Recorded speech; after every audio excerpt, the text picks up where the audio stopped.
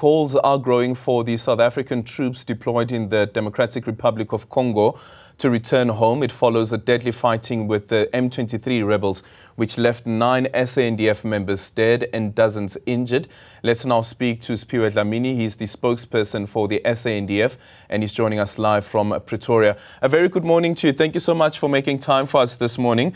I want to start off with any update that the SANDF has received now officially around what is happening in Goma. There are reports that the M23 were able to take over the city of Goma. Can you confirm that at this particular stage? Well, good morning to you and to your viewers, and thanks for having us on your station. I can only speak about where we are as the South African National Defence Force, and I have read the same reports that you are talking about. And I've seen a statement from the militia M23 that indicates that. However, I will only talk about where we are as the SANDF. I've had an engagement this morning very early with our force commander, who confirmed that they are safe and they're in their bases. There is nothing to worry about their situation at the moment. Yeah. Was this before the statement that was released by the M23? The statement I came across it this morning very early, and I'm aware that as of yesterday, the fighting was continuing until very late, and our force commander has confirmed that all our troops are back to base. All of the troops are back to base. Was he able to say whether or not before the M23 was able to advance, I guess according to reports, to Goma, that there was a breach of the defense line? No. We didn't discuss those details. You didn't discuss those details. So considering that we have these reports of Goma being overtaken by the M23, what does this then mean for the South African National Defence Force and also the base where we're currently at and the soldiers are currently at? As far as the safety of our troops in Goma, that has been confirmed, as I say, by our force commander. Any developments further to that, I think, would be at a political level as to what happens in that situation. What do you mean by that? If indeed Goma has been taken over by the militia, I think those discussions would have to take place between the political principles as to what happens next. Remember, we are there as a peacekeeping force and not a fighting force to fight anybody unless we are attacked. And therefore, if there are changes in the direction on the ground, it then is left to the political principles to make a call as to what should happen, if indeed Goma has fallen. Yeah, and I'm also asking this on the basis of the statement that the SANDF released on Saturday, and I just quickly want to read from it. The M23 hostile forces had launched a full-scale attack on our troops with the intention of taking over Goma, but were unable to advance due to the heroic resistance put up by the gallant fighters themselves. So meaning that the intention was indeed to ensure that Goma is still protected and the people in Goma are still protected. But there is a possibility, according to the reports, that what has been repelled on Thursday and Friday may have been unsuccessful now in the early hours of this morning. Not quite. Remember, our statement is very clear. The M23 launched an attack on our base, and we were able to repel that attack on our base. We fight as we are attacked. So the point here is, as we were in our bases, together with the other groups from Tanzania and Malawi and MONUSCO, that attack took place in our base, and we were able to repel that attack. Okay. Have you heard anything as yet from the Uruguayans that allegedly some of their troops have given in to the demands of the M23? Look, I would actually, it would be not correct for me to talk about anything except where we are involved as the South African contingent. I would advise that we talk to the organizations that are present there. Safe to say that I'm only confined to speak to what is happening to the South African National Defence Force and its troops there. Sure. I'm also asking this on the basis that this is a joint effort. It is a multinational effort. And according to the SADC decision as well, having the number of troops from the 3 countries, including South Africa, having their troops being sent in to assist with the MONUSCO mission as well, that if you have one country whose soldiers have given in, that it may just weaken the operation. The force commander, if I may, Aldrin, sure, is the force commander of all SADC troops, not only South African troops. And therefore, when he says the troops are all in the base and are safe, the assumption would be it's inclusive of everybody who is under the flag of the SADC mission, because he is, after all, the SADC force commander. And therefore, when I spoke to him this morning, he indicated that all our troops are safe in the base. Okay. I just quickly want to play a clip from our ambassador. This is now the South African ambassador to the United Nations. And I want to know from the South African Defence Force side if indeed there is any evidence to this effect. This is Ambassador Matu Johini speaking during that Security Council meeting yesterday, where she called on Rwanda to cease the support for the M23 rebels. Just take a listen to what she had to say. It is crucial for the Rwandan Defense Forces to cease support to the M23, and for the M23 to immediately cease all hostile actions and withdraw from occupied territories. We cannot accept a world wherein non-state actors are armed to do the will of other states, while those states refuse to accept responsibility for unnecessary armed violence and potential war crimes. Peacekeeping as a tool will be rendered ineffective when the peacekeepers and peacekeeping operations face complex political situations, such as that in the Eastern DRC, when other states get militarily involved in fueling conflict. So, Dlamini, in relation to that comment there by the ambassador of South Africa to the United Nations, can the SANDF say whether or not it has any evidence that links the M23 operations being backed by Rwanda officials or by the Rwanda Defense Force?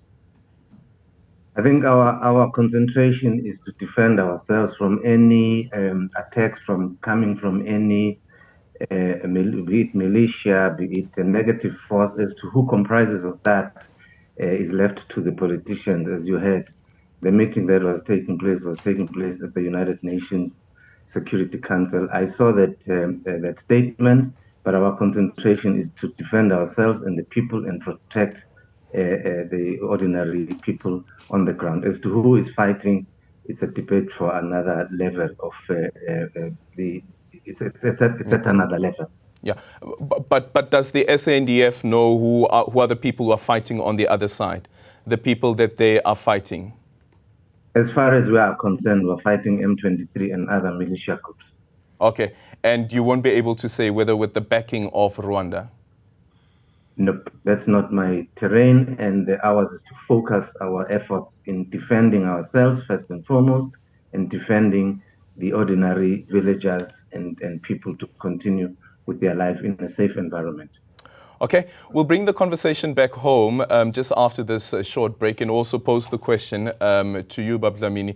This call that has been made by some people saying that the SANDF members should be withdrawn from the DRC. I guess this is a political question as well. But scan the QR code. It will take you to the landing page. Once you get there, choose any of the 2 options there. Should South Africa withdraw its troops from the DRC? You can also leave us a comment at Newzroom 405. When we come back, we'll get Siphiwe Dlamini, who's the spokesperson for the SANDF, to speak about what processes are entailed when it comes to a decision like withdrawing from a mission of this nature, where such a decision is taken. That conversation after we come back, after the short break. Stay tuned.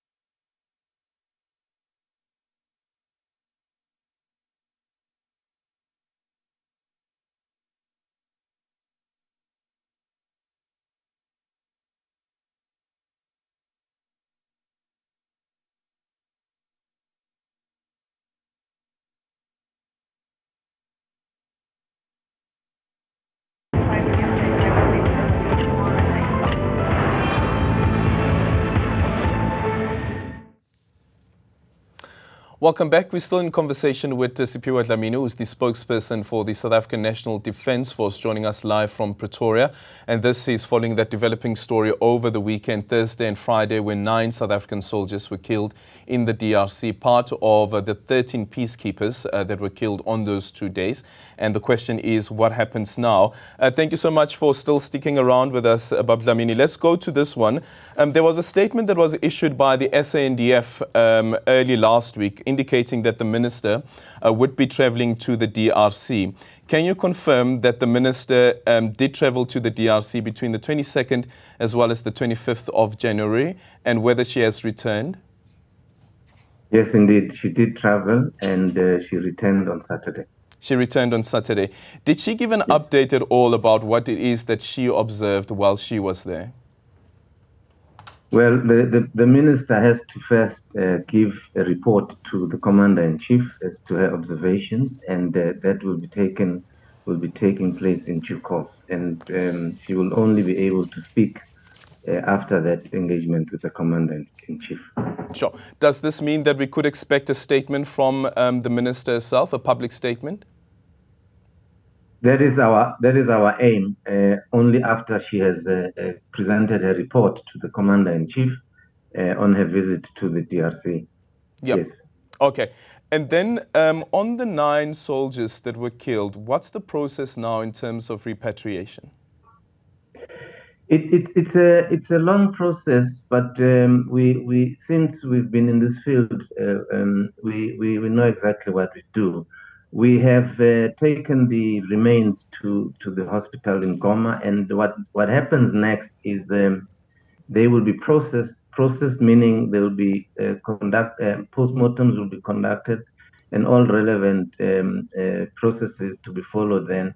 Meanwhile, back here at home, our chaplaincy has started the process of informing the families that have lost their loved ones and those that were injured. For the repatriation of the remains, it then will take probably, I wouldn't want to speculate, but in the coming few days, we should be in a position to indicate when the remains will be coming home. But they have to be processed at the place where they fell, so that when they come home, we know that from a medical point of view and other processes to secure the bodies has been done. So what normally takes long is the postmortem in this case. Yeah. And when can we expect the names of these soldiers to be released? Normally, Aldrin and your viewers, we respect and always try not to mention anything before the families have been informed and the families have been told what the process is that we will be following as the South African National Defence Force. And they, together with the family, to us, we will then follow that process. Yeah. But we have to respect the families and make sure that they are aware, they've been informed, and they are aware of what the process will be followed thereon. Yeah. I know that you said that from the commander's side, at least the indication was given that the troops are safe. Do you know of any discussions, maybe at a governmental level, around the evacuation of any other South Africans who are not part of the troops? No, not to my knowledge, Aldrin. Okay, so nothing of that sort. Okay, let's quickly deal with this question around the resources. So while the troops remain there, the discussion is now continuing around whether or not the South African soldiers should be returning. And one of the points that has been emphasized is that they don't have enough resources, including the air support. From the South African National Defence Forces side, what's your reaction to this claim that is being made? And also on the other end, the commander insisting that as it stands currently, those troops are safe.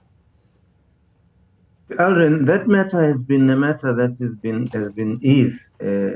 on top of our agenda, and we've been engaging government on that, and government has shown a keen interest, not even keen interest, is very clear that the support to our troops has to be given.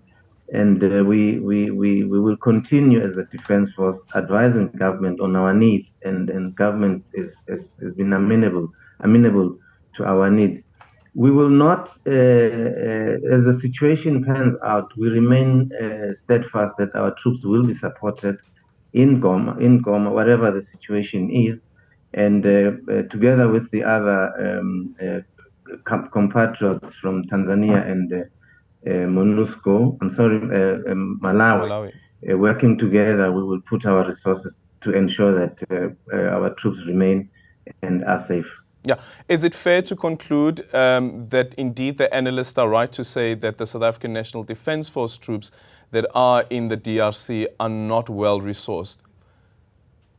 Well, it would be not correct for me to say that there's no truth in that. And remember, this aspect is between the SADC mission, which is supporting the mission itself, and countries contributing to that mission. So it's not a South African per se only contribution. We are receiving contributions from SADC countries that are not are not deployed, but they are deploying their resources in support of the 3 countries that have deployed. But war situations call for more resources at any given time, and that remains a challenge that SADC and other involved would be looking at. Okay. Thank you so much for your time. Siphiwe Dlamini is the spokesperson for the South African National Defence Force on the situation in the DRC. 9 South African soldiers were killed on Thursday and Friday. They were part of the 13 peacekeeping missions, peacekeepers who were killed by the M23. And now we hear reports that the M23 has been able to take over Goma, meaning that Goma has fallen. What does this mean now for the troops? But we hear that the troops are safe as it currently stands. The minister is now back in the country. She was in the DRC between the 22nd until the 25th of this month. Now that she's back in the country, we'll wait her statement around the assessment of what she's seen going on in the DRC. Let's quickly remind you of the poll that we ran.